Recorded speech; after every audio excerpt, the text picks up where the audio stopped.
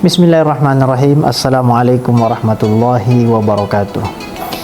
Alhamdulillahilladzi anzala ala abdihil kitaba wa lam yaj'al lahu iwaja. Wassalatu wassalamu ala sayyidina Muhammadin wa ala alihi wa sahbihi ajma'in. Amma ba'd. Para hamba-hamba Allah yang dimuliakan dan para pecinta Quran khususnya dimanapun Anda berada, kali ini kita akan mulai membahas atau berbicara seputar tajwid ya. Membaca Al-Quran dengan tajwid. Seperti pada tayangan sebelumnya kita telah membahas betapa mempelajari Quran itu perbuatan yang sangat mulia sekali. Bahkan membaca Al-Quran adalah perintah yang pertama kali Allah turunkan. Juga mempelajari Al-Quran, para hamba-hamba Allah, kaum muslimin muslimah dimanapun berada, teman-teman pecinta Quran, Rasulullah sampai mengapresiasi itu luar biasa, sampai disebutkan bahwa khairukum man ta'allamal Qur'ana wa 'allamah, bahwa orang yang terbaik di antara kalian, yang terbaik loh ya, bukan yang baik tapi palingnya itu paling tingginya, paling hebatnya di antara kita adalah orang yang belajar dan mempelajari Al-Quran dan mengajarkannya. Betapa Rasulullah memberikan apresiasi yang sangat tinggi sekali terhadap kita supaya mau belajar Quran, supaya mau mendalami Quran dan mengajarkan Al-Quran. Dan karena itu pada video kali ini kita akan belajar sedikit dari Al-Quran Al-Karim, khususnya dalam ilmu tajwid. Kenapa? Karena belajar tajwid selain perintah Al-Quran, warattilil Qur'ana tartila, kata para ulama, dari ayat ini berarti membaca Quran dengan tajwid itu fardu ain loh teman-teman ya. Jadi membaca Quran dengan tartil, dengan tajwid itu fardu ain, wajib individu. Adapun memahaminya, menguasai ilmunya, itu para ulama mengatakan itu hanya fardu kifayah. Artinya tidak semua orang wajib. Tapi yang terpenting adalah khairukum man ta'allamal Qur'annya itu. Kita adalah orang yang terbaik ketika mempelajari Al-Quran. Maka di antara yang kita pelajari dalam ilmu tajwid sebagaimana yang dijelaskan oleh Sayyidina Ali, tartila menurut Sayyidina Ali artinya adalah tajwidul huruf wa ma'rifatul wukuf. Kita memperindah huruf-huruf dan memahami waqaf ibtida. Maka para pecinta Quran yang berbahagia, saya ingin menyederhanakan ya, sesederhana mungkin, sesimpel mungkin ilmu tajwid itu paling tidak 3 hal yang harus kita pelajari. Jadi kalau kita ingin mendalami bacaan Quran yang bertajwid, karena tajwid menurut Imam Ibnu Jazari, wal akhdhu bit tajwidi hatmun lazimu man lam yujawwidil Qur'ana asimu. Kata beliau, mempelajari ilmu tajwid atau membaca Al-Quran dengan tajwid itu hatmun lazimu, keharusan, kewajiban. Malam yujawwidil Qur'an asimu, siapa yang tidak mentajwidkan Al-Quran maka dia berdosa. Kenapa? Li'annahu bihil ilahu anzala wa hakadha ilaina wasala. Karena Quran diturunkan dengan tajwid. Ya teman-teman ya, jadi kita harus pahami ini. Kenapa kita harus bertajwid, mempelajari tajwid, membaca Quran dengan tajwid? Karena Quran diturunkan dengan tajwidnya. Dan oleh karena itu kalau kita baca Quran tanpa tajwid, berarti kita nggak membaca Quran sebagaimana mestinya. Berarti dengan kata lain, bahasa nakalnya ya, berarti kita merubah Al-Quran. Jadi kalau kita baca Quran tanpa tajwid, kita merubah. Karena Quran turun dengan tajwid, itu satu paket gitu. Nah, karena itu mari kita pada kesempatan ini belajar sedikit ilmu tajwid. Jadi ada 3 poin yang harus kita pelajari. Kita izin menulis ya. Yang harus kita pelajari adalah dalam ilmu tajwid itu paling tidak 3 ini. 1. Makharijul huruf.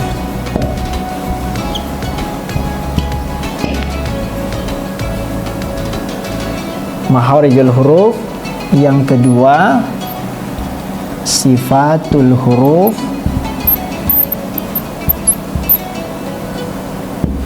Dan yang ketiga, ahkamul huruf. Jadi makharijul huruf, sifatul huruf, ahkamul huruf. Paling tidak 3 itu. Jadi makharijul huruf itu artinya cara pengucapan kita, keluarnya di mana, itu namanya makhraj. Pengucapan huruf atau tempat keluarnya huruf. Lalu setelah kita keluarkan ada sifat-sifatnya, ada karakternya huruf-huruf itu. Itu juga kita harus tahu mana yang hurufnya tebal, mana yang tipis, mana yang terangkat, mana yang tidak, mana yang terpantul, mana yang lunak, mana yang keras. Nah, itu nanti dibahas dalam bab namanya sifatul huruf. Kemudian yang ketiga ahkamul huruf. Ahkamul huruf itu kalau kita sederhanakan ya, hukum atau cara huruf berinteraksi dari satu huruf ke huruf yang lain. Jadi kalau huruf ini ketemu huruf ini gimana caranya?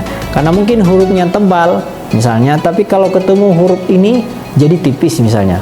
Karena ada huruf yang tergantung temannya, tergantung tetangganya. Misalnya nanti kita belajar huruf ro. Ro itu dibaca tipis atau tebal, tergantung huruf sebelumnya apa. Nah, itu namanya ahkamul huruf. Atau misalnya nun mati. Nun mati gimana bacanya? Apakah diguna atau enggak? Gunahnya panjang atau pendek? Nah, itu tergantung huruf setelahnya. Kalau huruf setelahnya huruf halq misalnya, maka dibaca izhar. Tapi kalau huruf setelahnya huruf ikhfa, ya dibaca ikhfa. Kalau setelahnya ba, dibaca iklab misalnya. Itu namanya ahkam. Jadi huruf bisa kondisional, tergantung huruf yang datang setelahnya. Jadi 3 poin aja ini, insya Allah kalau kita ketahui, kita pahami, baca Qur'annya insya Allah bisa baik.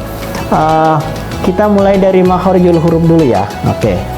Sekarang kita mengerucut ke makharijul huruf.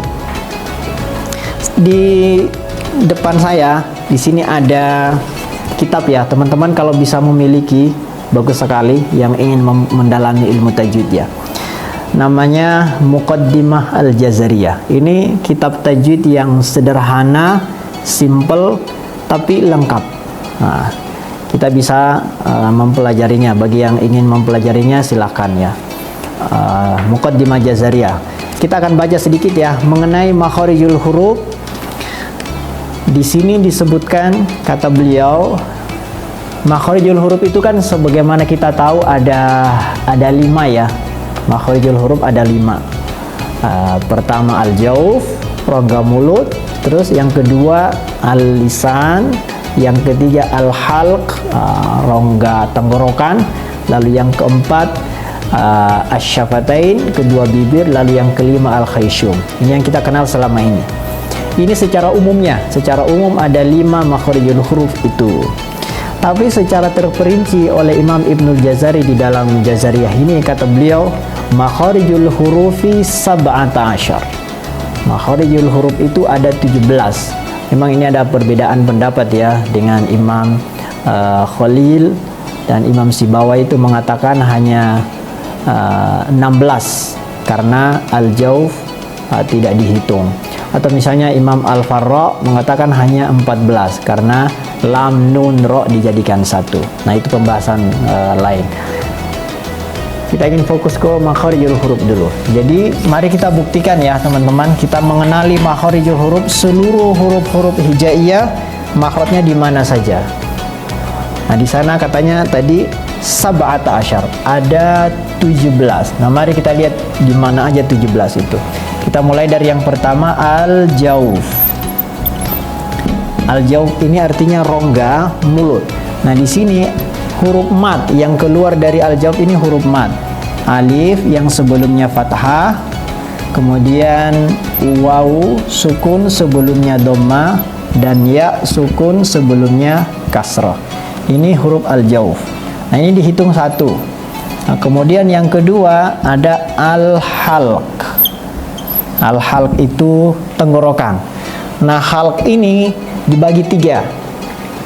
1 aqsal halq.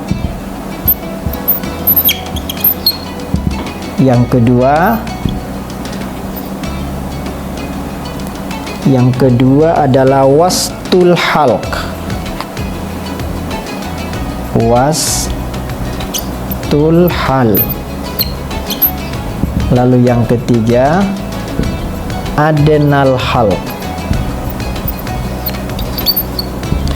Aqsal halq artinya pangkal tenggorokan, wastul halq artinya tengah tenggorokan, kemudian adnal halq artinya ujung. Ujung itu bagian luarnya.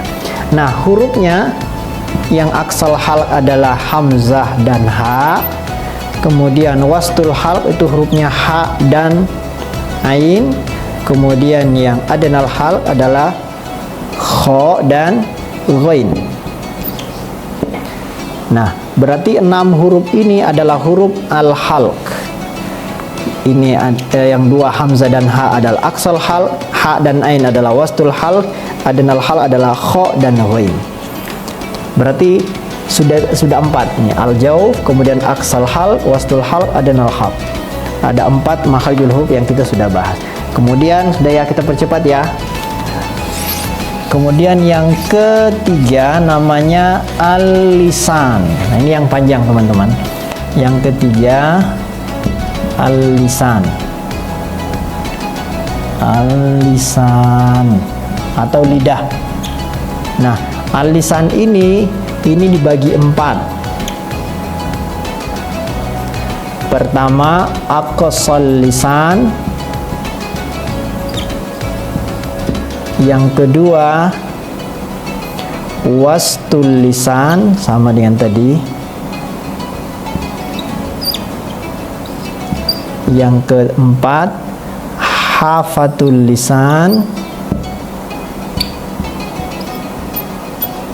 Dan yang keempat adalah, yang ketiga hafatul lisan, yang keempat taraful lisan. Taraful lisan. Aqsal lisan artinya pangkal lidah, wastul lisan artinya tengah atau pangkal lidah, pangkal lidah bukan. Tengah lidah atau punggung lidah. Kemudian hafatul lisan artinya pinggir lidah. Kemudian taraful lisan artinya ujung lidah. Nah, aqsal lisan itu hurufnya 2, qaf dan kaf. Kemudian wastul lisan hurufnya adalah, kata Imam Ibnu Jazari di sini, wal wastu fajimu shinu ya, jim, shin dan ya, 3 huruf. Kemudian hafatul lisan ada 2, yaitu bod dan lam. Taraful lisan ini yang banyak. Ini taraful lisan bisa dibagi-bagi lagi ya. Taraful lisan ini bisa dibagi menjadi 5 kelompok.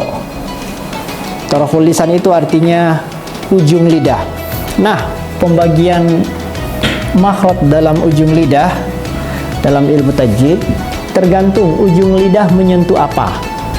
Nah, kita lihat yang pertama, ujung lidah kita ini menyentuh langit-langit depan. Nah, di sana makhrajnya huruf nun.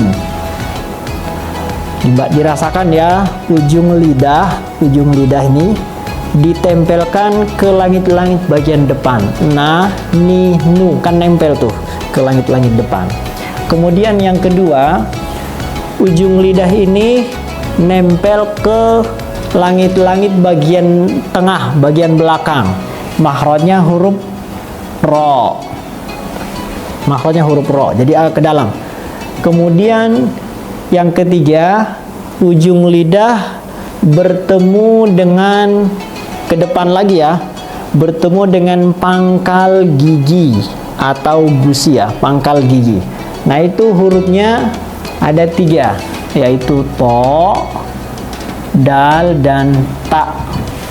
Kemudian yang keempat, ujung lidah berada di tengah-tengah, tidak nyentuh ke atas dan tidak nyentuh ke bawah. Hurufnya adalah huruf shafir, yaitu huruf shad, kemudian zai, sin. 3 huruf ya, ini huruf shafir namanya. Lalu yang terakhir, ujung lidah menyentuh ujung gigi. Jadi ujung lidah bersentuhan dengan ujung gigi depan atas. Nah, hurufnya ada 3, yaitu huruf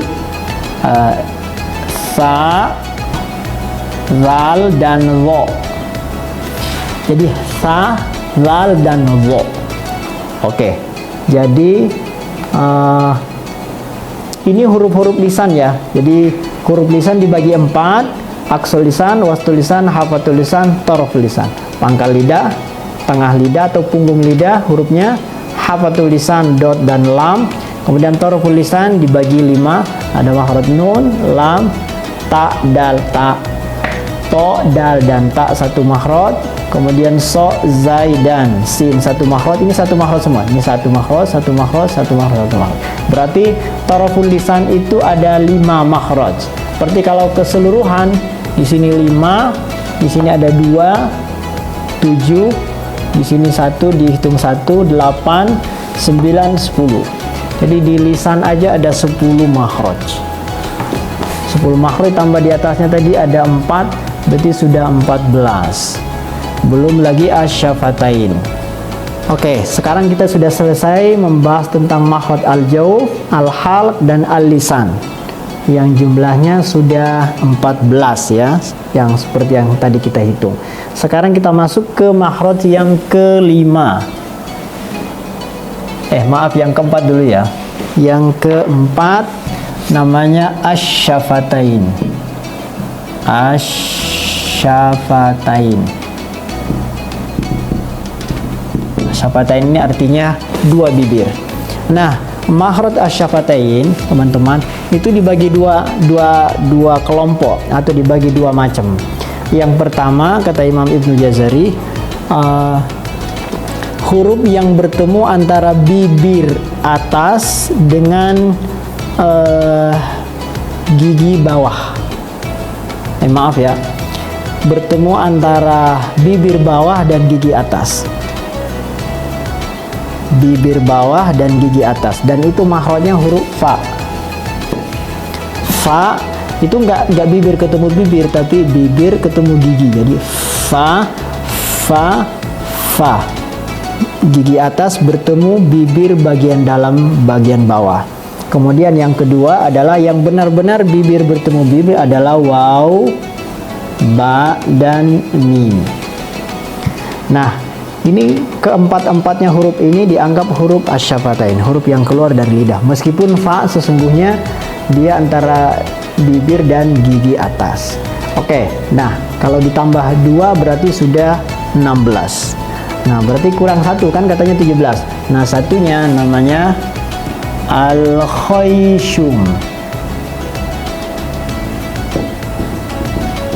Khayshum artinya rongga hidung. Nah, kata Imam Ibnu Jazari, yang keluar dari al-khayshum adalah wa gunnatun makhrajuha al-khayshum. Yang keluar dari khayshum adalah gunnah, bukan huruf tapi sifat gunnah. Dan huruf yang memiliki sifat gunnah adalah huruf mim dan nun. Inna itu yang gunnahnya. Maka dari pelajaran khayshum ini, teman-teman para pembaca Quran yang saya hormati, mohon diperhatikan ya, yang keluar dari hidung itu hanya gunnah, bukan hurufnya. Maka kalau kita membaca misalnya Ar-Rahmanir Rahim, jadi yang keluar di hidung itu adalah ketika mim sukun, him. Jangan ketika membaca mat, hi. Jadi saat hi, jangan ke hidung dulu. Alhamdulillahi Rabbil Alamin, jangan alamin. Atau nasta'in, jadi ketika membaca nasta'in belum sampai ke nunnya, jangan ke khayshum dulu, karena dia makhrajnya adalah mat al-jawf. Nasta'in, nah nanti nunnya baru ke al-khayshum.